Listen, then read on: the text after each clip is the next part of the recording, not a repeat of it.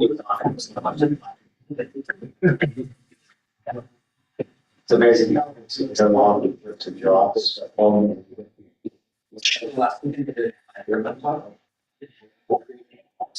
eat this.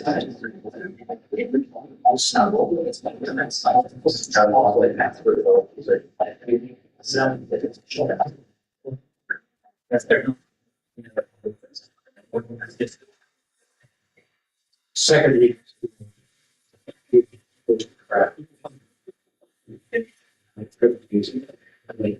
say myself, yeah.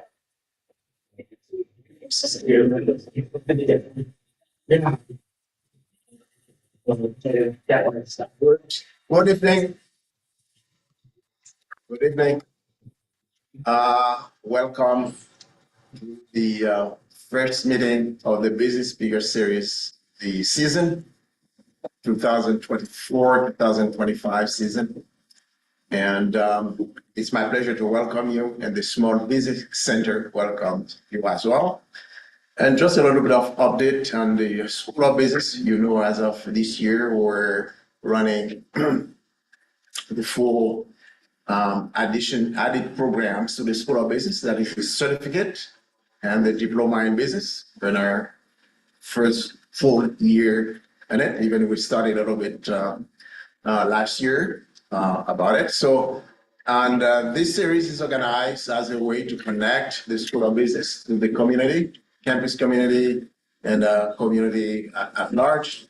And we have a series of speakers.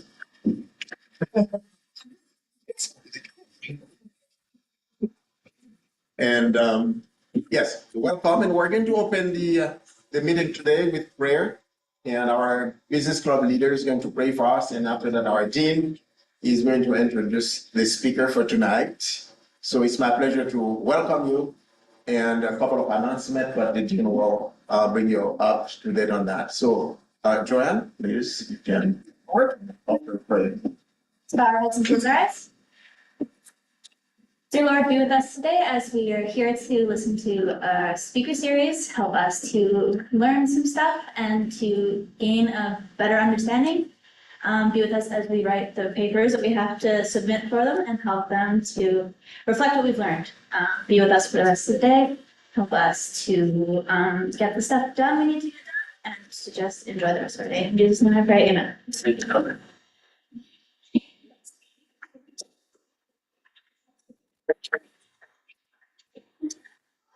Okay, it's midweek. You're going to make it to the end of the week, right? Hang in there. You know, tomorrow's Thursday, end in sight. So we've all been, all of us had a busy week. We're fortunate tonight to have Mr. Kraymer of Barnstable with us. Mr. Barnstable is a very busy person. Okay. He's a business owner, runs a business. He's a Red Deer City Councilor. He serves as deputy mayor. And along the way, he's a big hockey fan. If you want to know anything about the NHL, talk to him. He's played with the Red Deer Rebels. He's coached hockey, coached the Red Deer Rebels, into sports, all sports. And but what I want you to understand with the speakers that we bring in, and Mr. Kraymer, Mr. Barnstable is a wonderful example of this. He understands servant leadership as modeled by Christ. The devout Christian, and being as busy as he is, he gives back to his community. I've been very impressed with the speakers that we've had on our stage over the last few years that I've had the pleasure of coming to these sessions. And speaker after speaker, very busy, very successful, yet here they are, talking to you, talking to us, giving back. I want you to remember and take notes of what he says tonight. But I also want you to remember the example that he's demonstrating. Christ-led servant leadership, giving back. Do you understand the lesson? Why that's so important, not only just for Burman, but for the way we live our lives and the impact we can make and that we want you to make on your communities in the future. Thank you.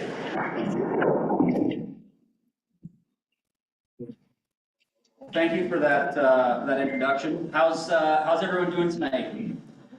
Good. You got pizza? I'm gonna apologize in advance if we ran out because I took 2 pieces.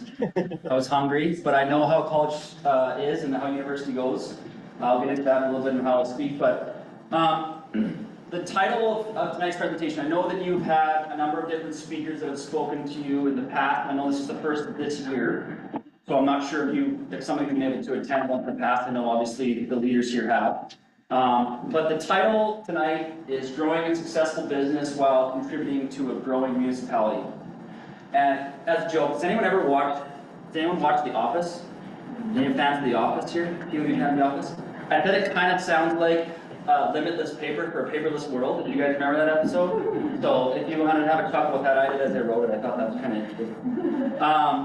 So for tonight, I posted quite a few different options of what to speak about. And I thought it might just be more valuable to kind of tell you my story in the last 10 years and the knowledge that I've gained both as a business owner, as a municipal politician, and just being a recent father. So I think the 3 of them can kind of tie into what you can understand and what you can gain knowledge in life in general, but hopefully you guys gain some expertise in business as well as municipal politics, and you can kind of put both lenses to it. Does that make sense? Is that fair? So I want to start by saying, first off, I don't feel that I'm an expert in anything. I have some background knowledge in quite a few areas, and even just being a politician, you kind of have to cast a wide net to get knowledge in many different areas, but I don't feel like I'm an expert in anything. So I'm hopeful you guys can gain from some of the knowledge that I've gained in my background, but I don't like feeling like anyone's looking to me to be some sort of expert in anything. So that's where I'm at through. So about me, as you can see, that's one of my better pictures, so I'll take it. I was born and raised in a small town in Macomb, Saskatchewan. Has anyone ever been through Macomb, Saskatchewan? Yeah, I didn't think so. It's quite a small town. I was a farm kid. It was in between Estevan and Weyburn. If you look at a map, you might not even see it on a map. My elementary school was 60 kids from kindergarten to grade 8. We had joined classes. So when I was in grade 1, I was joined with the grade 2s. The 3s and 4s were together. So I always thought, actually, depending on when you came through the classroom, one year you'd get the grade 4 curriculum, and the next year you get the grade 3. So I kind of thought sometimes it might be working in reverse. So the fact that I made it through all that was kind of crazy to think about. And then the interesting part was, so I was a farm kid, and my family actually moved from a farm in Saskatchewan that my dad and mom lived in their whole lives into Vancouver, BC when I was 13. How many of you have been to Vancouver, British Columbia? Okay, most of you have, okay? So quite a big contrast and change, and I had to learn from a young age to be able to adapt on the fly. I was a homebody kid. I enjoyed being around my family. I didn't like change. And what you'll see in the last number of years in my life, there's been a lot of change. And I think part of that stemmed from even just having to go through it at a young age. So being able to adapt and change is really important. Has any of you ever been to a Red Deer Rebels game? Or another Western Hockey game? A couple of hands there. So I was drafted to the league. I was actually drafted to the Vancouver Giants in 2005. So that was a pretty cool piece of my hockey career, my hockey background. I played for 6 juniors. This is where the whole change piece comes in. So in the next 4 years, between 2006 to 2010, I played for 6 different teams in 3 different provinces in the state of Washington. So I was bouncing around a lot in those 4 years. I got to live with a bunch of amazing billet families. I got to work with some really good coaches, some really bad coaches. I got to meet amazing people along the way, and it's kind of a cool experience looking back at it now. When you're going through it, when you're dealing with things, and you're dealing with lots of change, and there's things going on in your life that it doesn't really make sense and it doesn't really add up, sometimes you kind of start to go, God, my plan was to play in the NHL, and now it's looking like it's not going to go that way. Why am I going all over the place? And sometimes you don't get your answers until later, and sometimes you never get those answers.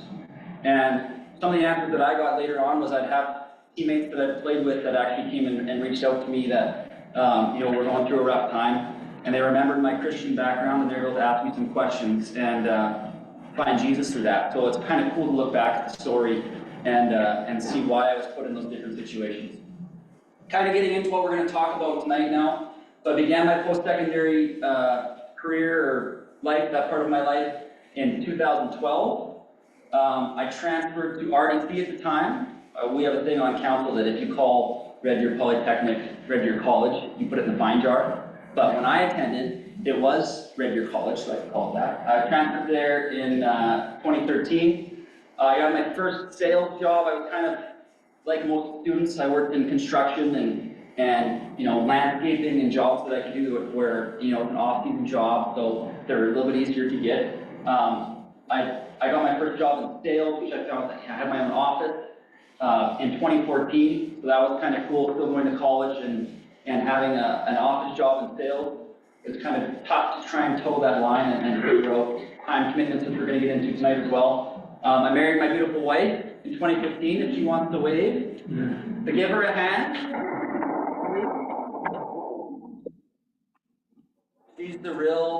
She's the expert.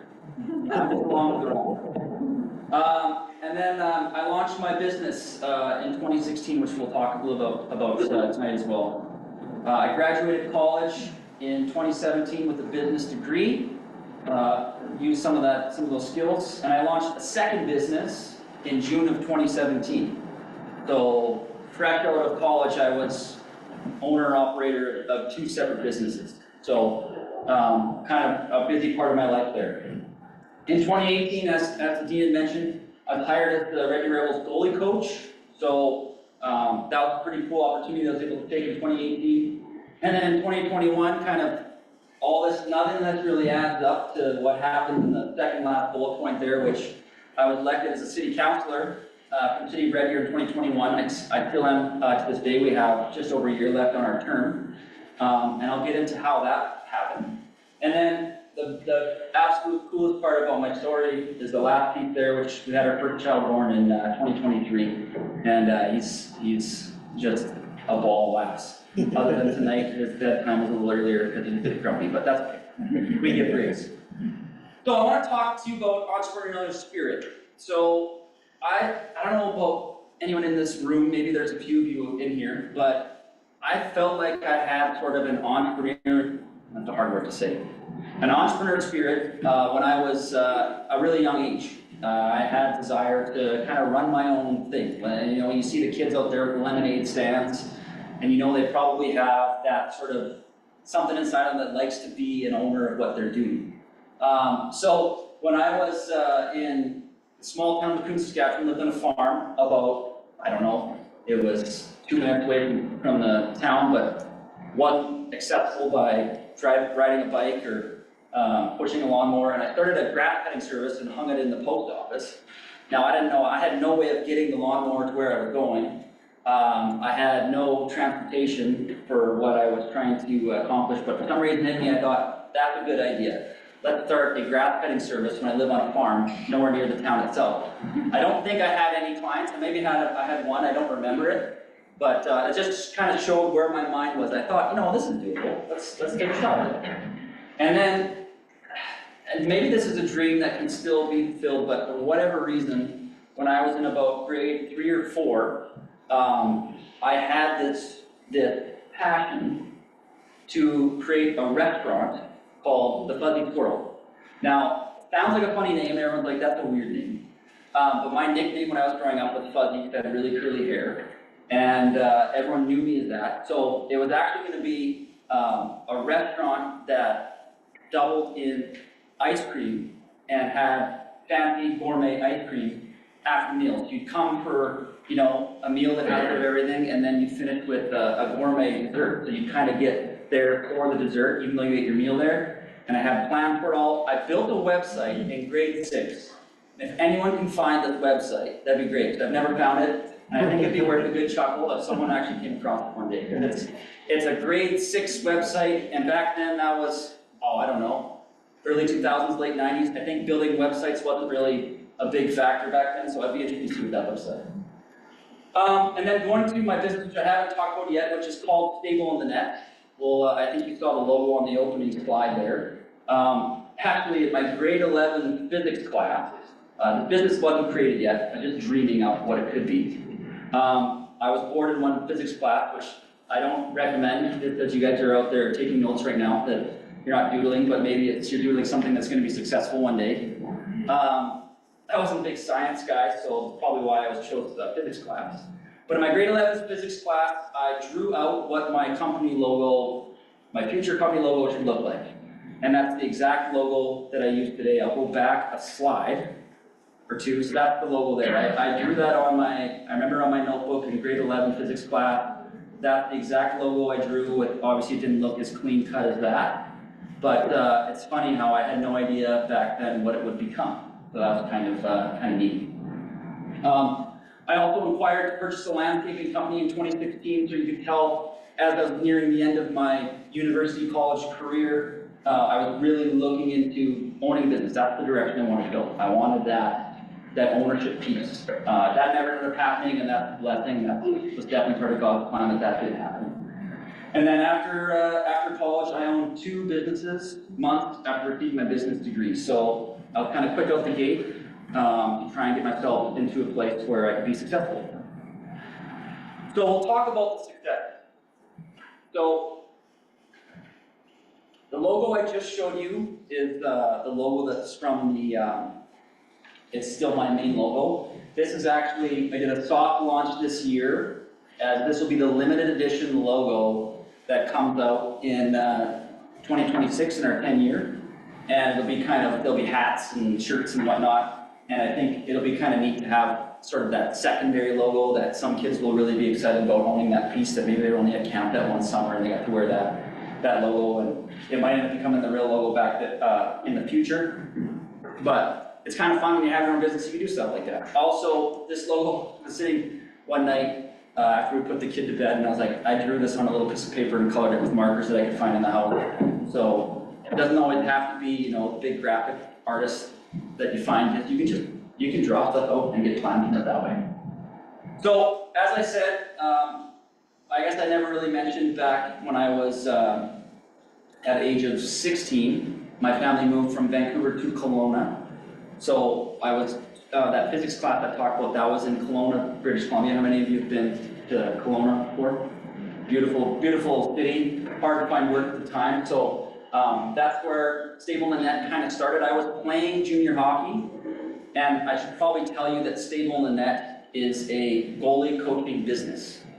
So what it is it's a goalie camp. I call it a mentorship program. For those of you that are really unfamiliar with hockey, if any of you are, goalie is a position in hockey. It's the most important position in the sport, and it's one of those debated pieces where it's probably one of the hardest positions from a mental standpoint in all sports. And so it's something that requires a lot of knowledge, a lot of teaching, and more importantly, a lot of mental support. So that's kind of why I got into it. Obviously I played, but that's where the coaching piece came in. So it was just a hobby in 2009. I was working with a few kids. I had a couple posters up in the rinks, you know, with a picture of me, and I don't think I had a logo at that time, or I hadn't got it digitized yet. And so I was just in the process of, you know, I'm still young, 18, 19 years old. Let's try and coach a few kids, and I had a couple kids, and it was kind of neat and fun, and then I kind of forgot about it, put it in the back pocket. And then when I moved to Red Deer and was going to school, it's kind of interesting because I kind of taken the idea of what Stable in the Net was, and I kind of parked it on a shelf and going, it was fun. I was like, maybe something you do in high school, and that's it, that's what it'll be. And while I was at that office job that I was talking about, I regularly have a few parents that would come up to me and go, hey, like, you're still playing goalie, would you want to help coach? I was like, yeah, I actually used to coach and I had my own kind of little business thing. And they're like, okay, well, can you come out to our team practice? Yeah, that'd be great. And that kind of kept happening. And then I had another, someone from the hockey community that approached me and said, hey, we really could use a goalie coach, a goalie school in Red Deer. Because we have all these goalies in central Alberta that want training, they're looking for training. And either to find good coaching, they either have to drive, an hour plus to Calgary or an hour plus to Edmonton. Should we start something? And I was like, well, yeah, I have the logo, I have the plan, I have the knowledge, I play the position, so yeah, let's start something. At the same time, I was still in college, and during that time in college, that sales job I talked about, those of you that has anyone ever in here worked sales and college is a really tough piece to transfer back and forth. Because sales, you kind of have to be committed to what you're doing with sales, and as you know, in university, you kind of have to be committed to class. And the office hours don't really translate. So it wasn't really working out with the two on that piece. So I thought, if I start a business now, I can use the hours that I'm not in class, and I can build it around my own schedule. So that's where the process of launching StableNet happened in 2016. So I should have corrected this. The profit nearly doubled, didn't actually double each year. I was doing the math in my head here, like not quite there, but the profit nearly doubled each year for the first 3 years. So if any of you are thinking about starting a business, have started a business, I wouldn't say this is something that happens normally. This was one of those things that was just a complete blessing from God. I'm very grateful for it. But I would say if you're someone that's planning to start a business, that you can expect that kind of growth that quickly and that out fresh out the gate. That was a miracle that I'm still thankful for to this day. It led to other personal opportunities. So we talked about that coaching job that I had with the Red Deer Rebels. That would have never been possible without this business. And they saw that it was being successful. They saw that it was reaching kids in the community. They saw that it was help growing skills in the hockey world. And so they ended up reaching out to me and hiring me. And I was one of the youngest goalie coaches in the Western Hockey League. And still, there's not many goalie coaches that are under the age of 45 or so in the Western Hockey League, so that was pretty cool too. And the neat thing with this business work, my most successful year on paper, financially, was 2020 in the heart of COVID. When a lot of businesses were struggling, it just so happened, if you remember, if you go back to that time, if you were in sports and you wanted to play sport, the only thing they allowed was individualized sport or individualized coaching. The team stuff with the cohort, whatever, it didn't really fit with what the government's plan was. So being an individualized coach and kids that were not able to play their team sport, I was constantly in the rink booking sessions, and actually for a month in January of 2021, I did, what was it, 60 or 90 sessions on the outdoor rink in -30. And I hope I never have to do that again. That was not fun. In this last year, in 2023, I had over 20 contract workers under our business. So T4As, I call them contractors because that's what the government told me to call them. They're not employees. They're contract workers. They can go wherever they please and work with other goalie schools if they want, but I issued out over 20 of those this past year. So I kept 20 people with a job, most of them being students like yourself that were looking for a job in the summer and were able to come work my camps. I worked with over 250 goalies in Central Alberta in 2023. That number might hit 300 this year. My email client list is up to 200 goalie parent now. For those of you that again are aware, in the Western Hockey League, I've had, since the business started in 2016, we've had 6 goalies drafted the Western Hockey League. Hopefully one day it'd be kind of neat if we get someone in the NHL. That's not what it's about, but that'd be kind of cool if it's going on. And the business has now expanded this year to reach a 200-kilometer radius. So kind of just started in Red Deer, and each year it grows and grows. And just this past couple of weeks, I went out to Killam or Sedgwick area, and in a few weeks I'll be going down to Drumheller and then to Hannah, so it continues to kind of expand outward, which is both good and bad, depending on what you're trying to do. So, not everything's a success. Business failures. I don't really see these as failures, I see them as learning opportunities. This was the marketing business that I started in 2017 called Stability Marketing. Now, Stability Marketing, in my mind, wasn't a failure. What it was a learning opportunity and an understanding of what stable in the net was.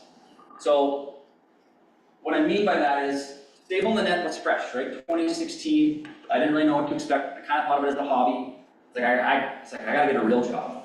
So like, I'll start a real job, a marketing business. I had a lot of marketing knowledge, marketing know-how.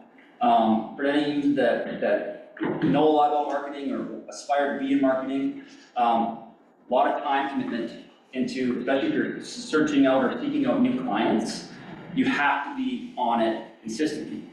Now, I was trying to build another business, which is stable in the net. And what I found was every time I had a few minutes to sit down to do emails and plan and do a new scope of work, I was spending the majority of my time on stable in the net. I was doing emails, I was thinking of marketing plans for my other business. I was doing that, and what I found was I didn't really have time for this other business that I really appreciated. We came up with a cool logo, I thought. I had a partner. We had a couple of clients that we wrote up a business marketing plan. I actually went through my computer the other day and found those marketing plans. And I remember we charged $500 for like a 12-page document on, SWOT analysis, all that stuff we learned in school.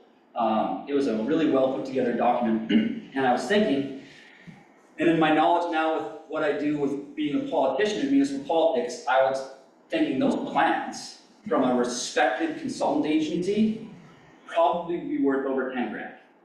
But I was such a new business and I didn't know, I was just trying to get my name out there. I put in a lot of work and built these plans, sold them for $500. I think we had 3 companies that bought our plans. But if I would have stuck with it, if that was God's plan, then I think that business could have made something, and you never know, maybe it'll come back in the past. I had a business partner that was with me, he took another job in 2017, so we both kind of saw that we just didn't have the time. So not necessarily a failure, but the final payout for each of us at the end of it was $500. So we didn't lose money on it, but I can't say it was a big money maker. It was kind of something that ate away at our time, and we could see it was taking too long to get going. My business partner had a young family. He didn't have the time to wait on this, and I was putting time into stable in the net. So I was stable in the net failures. So with the job, it kind of seems like, oh, everyone's always happy. Well, that's not true. I've had a few parents that have reached out to me that were really not impressed with the way of my coaching, or they didn't think. I actually had one parent text me. He's texted me these 2 words: "You're fired." Which I don't know how you get fired when you own your own business, but I didn't really know how to respond to that one. I always try to take the high road, and I said, I wish your kid the best of luck and all sorts of things. Had a long background story with that. I worked with the kid for a lot of years, and it was a number of things that led to that point, but I definitely consider that as a failure when you get someone to that sort of level of frustration. I also departed, I departed a lot of knowledge into some of the last number of years. I think the last 2 years I gave someone a lot of how to run the business. Here's how I do it. Here's the systems that work. Here's what doesn't work. All this sort of stuff with what I'd call my number 2. It was my number 2 at the time. And he's now running a boys' school himself and using the exact same techniques I do in Red Deer and is my competition. So I wouldn't necessarily say that was a failure. Maybe it was just something I should have been aware of, going, okay, it's very simple to start your own business, and I kind of gave him all the tools to try and take me out. So, something that I learned along the way. Learning is along the way, as I was talking about. So, this is more getting into the details of what your business is, if you're thinking of starting a business, what they should entail. So, new business startup require all your attention and focus. So, if you're someone that wants to kind of dip your toe in, and especially if you have a business or something you want to do, I would say it's gonna be tough to make that business successful. The first couple of years, you have to go all in. And if you're someone that's got a young family, or you have, you're aspiring to have a family, it's tough. The time constraints, everyone thinks the dream of owning your own business saves you all this time because you can control your own schedule. Well, the amount of emails and pieces that I get in that if I don't go do them, I don't make money. But if I don't go do them, I get to spend time with my family. So I constantly have to toe that balance. We need money to pay the bills. We need to keep growing the business, but my family needs me, my son needs me, my wife needs me. And so those are tough things that you have to try and weigh. We'll get into that at the end of the presentation. Marketing is crucial at the beginning stages. So if you are, marketing is crucial at every stage, but to get your name out there is extremely important. I did a lot of videos. I realized that the marketing that was best for my company was social media. There is kind of a goalie school following in social media. There's one account on Instagram back then that would take drills they liked and they'd post it, and they had like 30,000 followers. And so I would make a really creative drill, a good video, tag them in the post, and then I'd see if they repost it, and also it gets reposted. Now the followers are going up. Now you have people reaching out, oh, you're featured on this group, you must know what you're doing. And it's kind of, marketing is important that way. It tells what your product is. Be strategic and know your target audience, okay? If I was focused on players or hockey camps in specific, I missed hockey camps. There's been a part of the game or know the game at all. There's 15 skaters and 2 goals. So if I spend a lot of time focused on players or that sort of side of things, I missed that I have a really niche group. There's 2 kids that on a team that would want my attention, not the full group. So you have to make sure you know it's got to be focused on what you're doing. This is one that I'm learning about now. Don't be focused on your competition. There's going to be competition whatever you do, and the more attention you give them, and it's kind of like the strategies in sports that I played, you're aware of your competition, you know they're out there, you're aware of what they're doing, but if you put your time and energy and focus on them, then you're not really believing in your own plan. If you don't believe in your own plan, then you're going to be defeated by that said competition. You have to be strategic, but you can't be overly focused on them. And if you have a good business plan and product, it will outlast the competition if you do it right. Time management is of utmost importance. So we have to be well managed with our time. We have to know what we're trying to accomplish. Don't spread your focus and cast your net too wide. And I'm going to get into that at the end of my presentation. So moving into politics. I don't know how I am for time. I think probably only have like 10 minutes or so. I'll try and, I only have a few more slides. I'm taking too long for each slide. Okay. So in 2021, I felt called to run for city council, which was kind of, out of the blue. Politics wasn't really big on my radar. I was always engaged, but it wasn't something that I really aspired to be a politician. I felt my life was a little too involved in one position in a sport, and I had more to offer. I had more to give. It's that one position in sport has meant the world to me. It's given me that business. It's met a lot of people along the way, but there was a lot of issues obviously at the time in 2021. The COVID policies and the crazy season that everything was going on, the very divisive season, made me want to be a voice for the voiceless in that time. Most councillors across our province are retired and are 20 to 30 years older than me, and so I wanted to be someone that represented the younger generation. I wanted to be someone that could step in, that could have new, fresh ideas. And obviously, the most important part was I loved Red Deer, and I wanted to make sure it's the best possible city to raise my family. So I got into the campaign. That was my campaign signs. If any of you lived in Red Deer in 2021, you might have seen some of those around the city. Some of them had little faces drawn on them. That wasn't me. I drawn the face on there. So probably one of the most stressful things I've done in my life. You think as a goalie, I have people write in the media about my goalie skills and whatever, like, I got fake again. But when they start writing in the media or on social media about your character, and it's saying things about you that just simply aren't true, that's tough. It's tough, especially in a city of 100,000 plus people. There's some angry people out there that just want to bring you down. Put yourself out there to be judged and attacked by people who have no idea who you are, people I'll never get to meet, that just simply hate me. And I'll never get the chance to meet them. And that's the path that I chose. And I was always one of those guys that kind of I wasn't controversial. I liked to be liked by everyone, but I was tough to try and win that. You have to outwork every single other candidate that you're running against. So if any of you aspire to be a politician, really it's like anything else, just outwork people. If you don't have the name recognition, you work. I was the only one in 2021 to door knock. Because of COVID, a lot of people were nervous that they wouldn't be received on their door. I can tell you I wasn't received on some doors, but I would knock, I would take my few steps back, I'd wait till they opened the door, and either they'd invite a conversation, or they would say, you know what, I don't feel comfortable with you there, and I'd turn around and walk the other way. That's fine.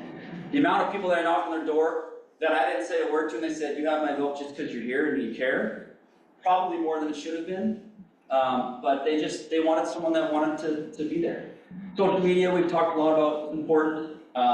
My sign game, so I kind of did the matrix of making sure I had signs in the right spot, and I had more signs than others. I wanted my face on a sign, because I wanted when people looked at me that they knew who they were talking to. A lot of people didn't have faces on their signs, because they're worried about them being, defaced, whatever. So be it, at least people will see me. Emails, videos, conversations, all really important. And the biggest thing is to listen. Like I said at the start, I'm not an expert. I definitely wasn't an expert in any of the stuff political-wise, and I just wanted to listen to what people had to say, hear their concerns. I didn't have an answer for a lot of the things they said, but because I was listening, I was able to earn their vote. So life as a city councilor, extremely demanding schedule. They say in Red Deer that we're technically part-time, but some hours we've worked 50, 60 hours a week. I'm constantly behind on my emails. One of my biggest stressors is I'll have an email, and Elmira can attest to it. I might have taken a lot longer to get back to her than she would have liked, and that's just kind of I'm always playing catch up. We have a lot of emails. Council meetings, which used to be 3-4 hours a day, or when they'd meet like 4 or 5 years ago, are now 8+ hours regularly. Council packages now usually are 100 to 1,000 pages long. So we'll meet on Monday at 10:30 a.m. and we'll have received our package on Friday. That's not going to be a very fun weekend. It's going to be a reading program. Never-ending learnings. So just when you think you got a handle on something else comes your way and you're like, man, I had no idea what was going on with that. So you have to learn, you have to be ready to learn. You're expected to know enough on a wide range of topics to make critical decisions. We had a conversation the other day about our Red Deer City utilities and how we're going to move the model forward. Well, I didn't know anything about that 5-6 months ago. And it took 5-6 months to get a strong enough understanding to feel comfortable that I think now we've made a decision as council that's going to be the best for our city, the best for the people that live there, the best for the community. And 6 months ago, I knew nothing about it. And I had to learn that and make a big decision that's going to be generational. I call it the 2-year knowledge gap. I don't know if any other politicians say this, but on city council, it felt like it took me 2 years to feel comfortable. So 2 years of learning, and yeah, I felt okay a couple weeks in, and I could process and make decisions, but it took me 2 years where I thought I can make some progress now. You're under a microscope, we talked about that in the campaign piece. Stay off social media, because you're not going to find a lot of things you like on there. And every decision is scrutinized. I was on Twitter for a lot of time, and I found out my first year to get off Twitter because there was nothing good on there. So I got out of there. That's our council team. Heading to some of the heavy topics we deal with. I won't spend too long on this, but we have homeless and a housing crisis across the country, as most of you are aware of. In Red Deer, since we started, we've been searching for a shelter site, a location that we thought we probably would have had figured out at the end of 2021. It is now almost end of 2024, and we're probably further behind than when we started. So it's been really frustrating. This year, we have a $20 million shortfall in our budget. That's not fun to work through. We have government downloads. So the federal government also came forward to us and said, hey, you owe the RCMP retroactive pay for the last 2 years of $3.5 million. We didn't have that in our budget. Now they have to come out of the tax-paying citizens. They don't really understand this either. They don't hear this, and they just see their tax bill going up, and they go, how'd that happen? There's lots of stuff in this. The provincial government, the grants we used to get, has been nearly cut in half. So we're trying to do more with less all the time. many asked to struggling organizations. We have many committee responsibilities as well. I sit on 5 committees. I was chair of 2 of them at one point. I stepped away as chair from the RDRWA because, as you see from my schedule, I'm trying to do too much. But I'm currently still chair of the audit committee of the city of Red Deer. And yeah, that's kind of what my roles entail there. Moving forward, I think I only have a couple more slides. The next election is in October 2025, just over a year away from now. So we got a year to kind of get some things accomplished where you can kind of say, hey, you know what, I can hang my hat on that. Stable net is growing, but what next? Like I talked about, the competition is now pushing our client base. It's difficult to find consistent and competent workers. We talked about these 20 contract workers that I have under me. Most of them are young, and then most of them still play, so they want to coach. So I got to find a coach that can coach them, that can stick around. And then a lot of those, when those coaches get older and they're pretty good, well, they want to start their own professional life. So do they go get an office job? Do they stick around with me? Is there enough there for a number 2 to make a viable wage? Probably not there yet, so that's tough. Like I just talked about, I need a strong number 2. Do we expand territory? I can tell you right now, that 200-kilometer radius sounds pretty cool, but spending 2 hours driving out to do an hour session and 2 hours to drive back is a lot of time commitment where I don't know if it's really worth it to expand. That's something I have to understand. Do I want to make it further, or do I want to shrink back in? Family life. Schedule demands makes life difficult on my wife and my son. When I'm not around and they're dealing with stuff, it's tough when you get the texts going, hey, you know what, like, when are you home? He's not having a good day. You know, sleep wasn't there. And that's tough when you get those messages and you know you're in the middle of a meeting or you're driving somewhere. So it takes me to my next slide, life balance. Everyone defines success differently. So some of you in here might say, yep, I want that business. I want to be successful. I want to make this amount of money and that's going to be my success. Some of you in here might say, I want that successful family. I want a perfect family life and money doesn't really matter to me. Both of those are successful. Both of those are successful. As you get older, priorities change. Some of you right now might think one thing and then 5 years from now, that priority might be entirely different. You can't be great at everything. Pick something to be really good at, strive in it, don't try to do it all. If you're stretched too thin, one or more areas of your life will suffer. The more you take on, the less you can give everything your absolute best. And Dave, when I give stable and net 100% of my attention, my family life isn't as great, council isn't as great. And Dave, when I give council 100% of my attention, my stable and net isn't as great that day, and family life isn't as great that day. That's tough. Trying to do 3 things at once is tough, and there's days where I'm failing in all 3. And that's the reality that you have to live in if you want to go down that road. You got to find something and stick with it, don't go too thin. Don't be afraid to change your focus. So if something isn't working, it's not turning out, it's okay to change course. The path is narrow, as the Bible says. That's a different topic, but the path is narrow in business as well. Take risks and follow your calling. And the last one, most important, pray and trust. Pray and trust every day. So some questions to ponder. I'll let you guys ask me some questions after this, but some questions that you can ask yourself. What do you want to accomplish in the next 5 years? You should probably, especially you guys in this situation that you're in, the guys and girls, what do you want to accomplish in the next 5 years? Are you making a difference in the lives of those around you? It's not just about you. The more you start to realize it's not just about you, the better off you'll be. Is making money what it's all about? Some of you might really want to make a lot of money, but I can tell you, at the end of the day, it's really not all about that. Do you trust God with your future, even if He takes you on a path you're not prepared for? I don't think 6 years ago I would have ever predicted I was on city council. But I'm there now, and I don't know what next year looks like. I can tell you right now, I have not made any plans in 2025 if I'm going to run again or not. I really don't, because that's God's plan. And we'll see where He takes me, and we'll see where He's guiding me. Do you have a passion that you can turn into a viable business? Maybe there's someone in here that's got the next great idea, and it's just a passion right now, and you can take it to the next level. When you look, this is the most important question, you can ask yourself, when you look in the mirror, are you proud of the person looking back? Some days, I'm not. I hope most days I am, but even though we're not, we're not gonna be the best versions of ourselves every single day. So that brings me to the end of my presentation. If anyone had questions for me, I'm not sure how much time. I think I went a little long. We only have a few minutes for questions, but I gave you a list of things to choose from. You can go off the list if you want. But I wanted to thank you all for your time, and hopefully you're able to gain some knowledge of that. And hopefully your papers off this are all 100%.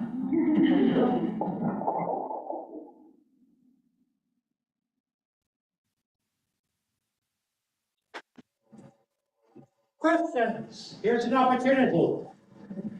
Yes. Politics. How to get my foot in the door in politics. Yeah. So with city council, really you don't have to have any real understanding or any real pieces. You don't have to know anyone. It's about starting your campaign. I talked about those pieces, the reason where I got in with the campaign. And it was helpful that I had name recognition. So as you know, I said I played for the Red Deer Rebels back in 2009. And my name's kind of unique. Kraymer Barnstable, there's not a lot of Kraymer Barnstables walking around. And so I had some people remember me from that. Some people knew me from my business background. So I knew that I had a church that I was still obviously a part of a church, but the church at that point was quite large. And I knew there was enough people around that I probably had a chance if I did the work. If I would have leaned on that and not done the work, I wouldn't have got in the door. There's no chance. Good question.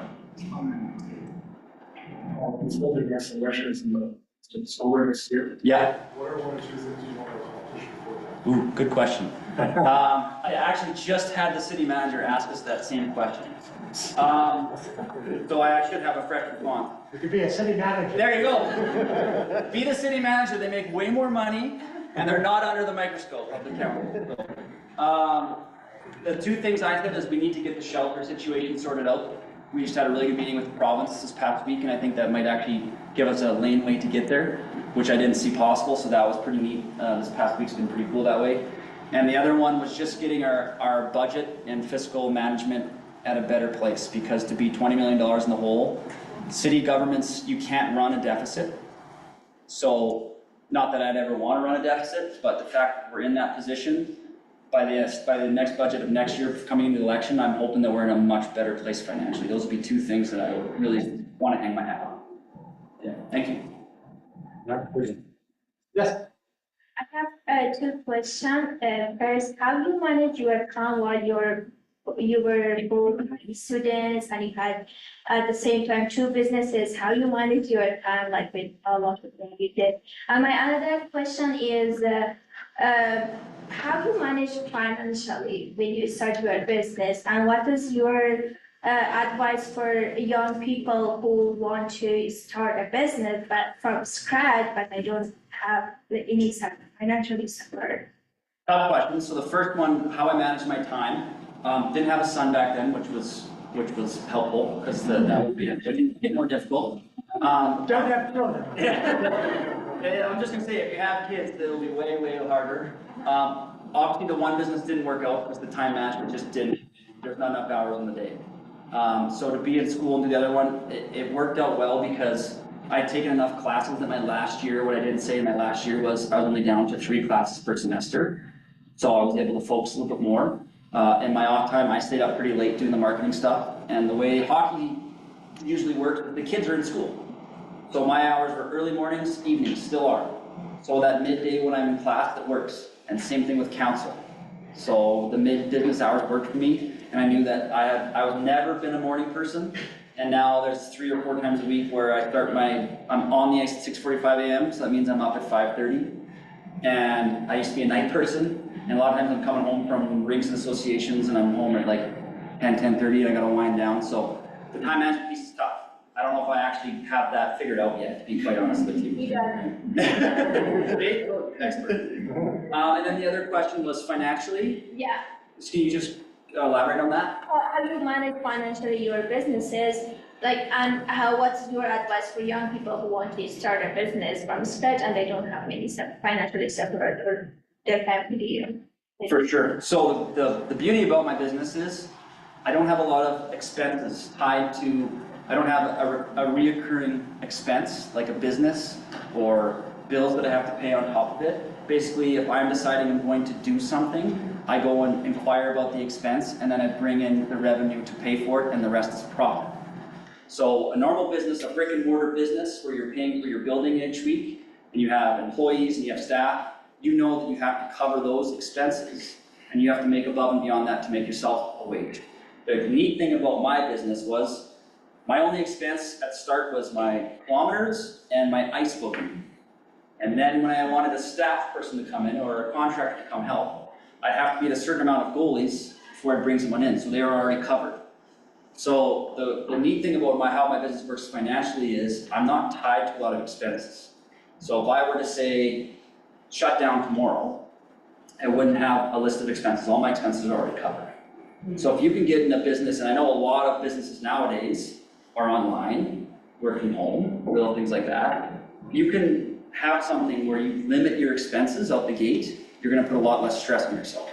Some people like to start big and they invest all this money, and they don't have the money to cover it, and it's real stressful, especially those first few years trying to get yourself out the gate. So if you can do something that has a limited amount of expenses where you can get your revenue going, then you can always add it later on.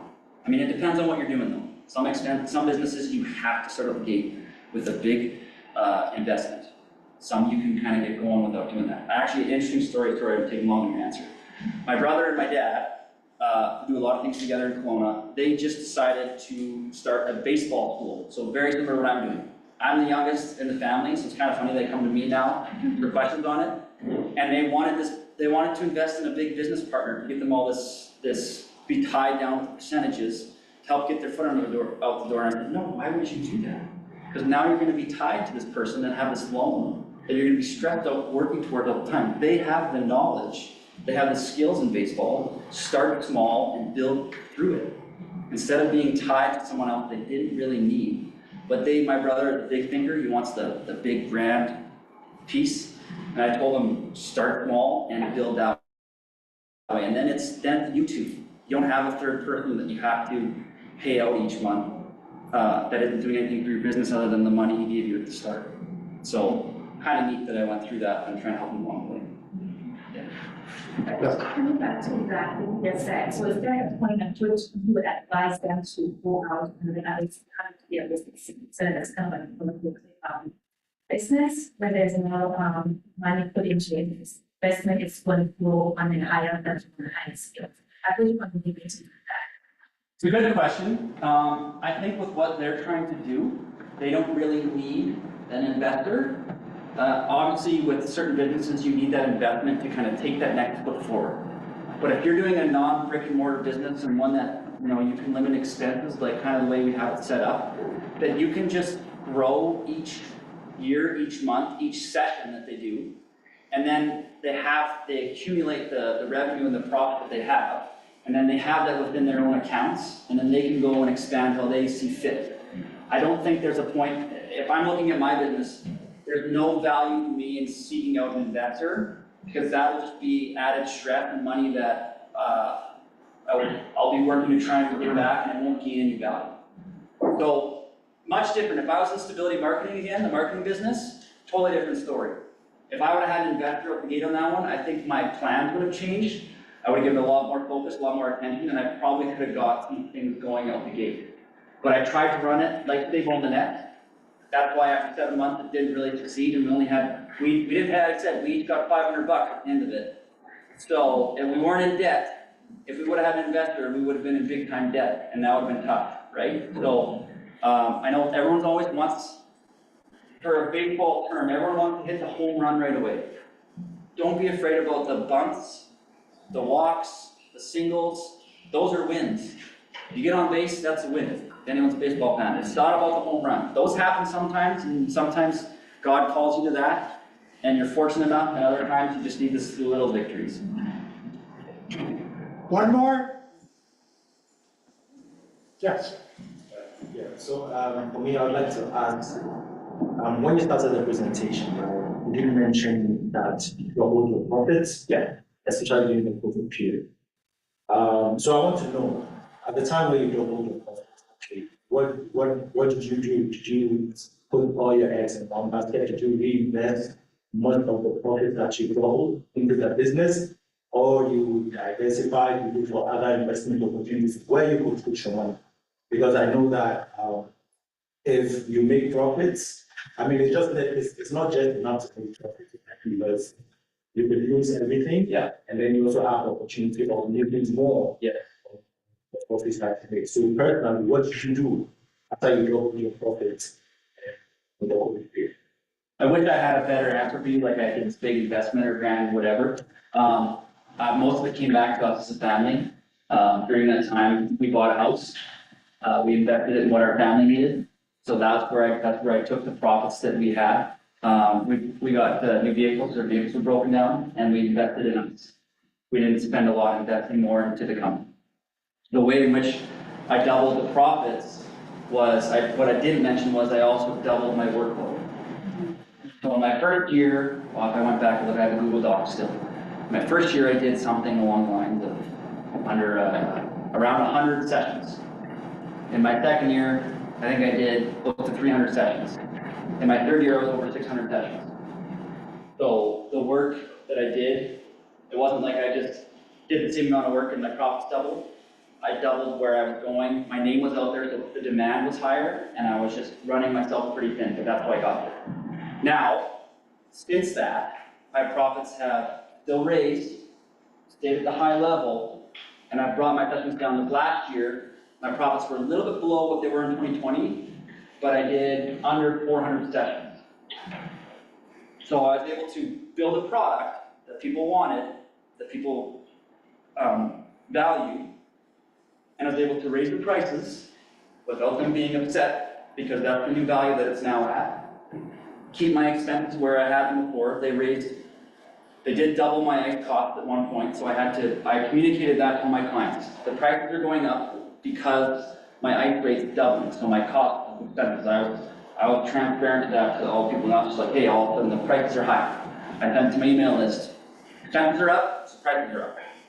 But every different place that I went to, and I changed my pricing structure, so now I can make the same amount I did in 2020, working half what I did back then, based on my new pricing model.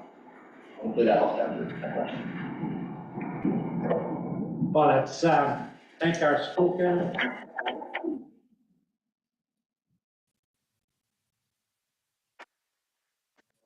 Thank you so much, Kraymer, as well, talk about mediation. I thought the pizza was the.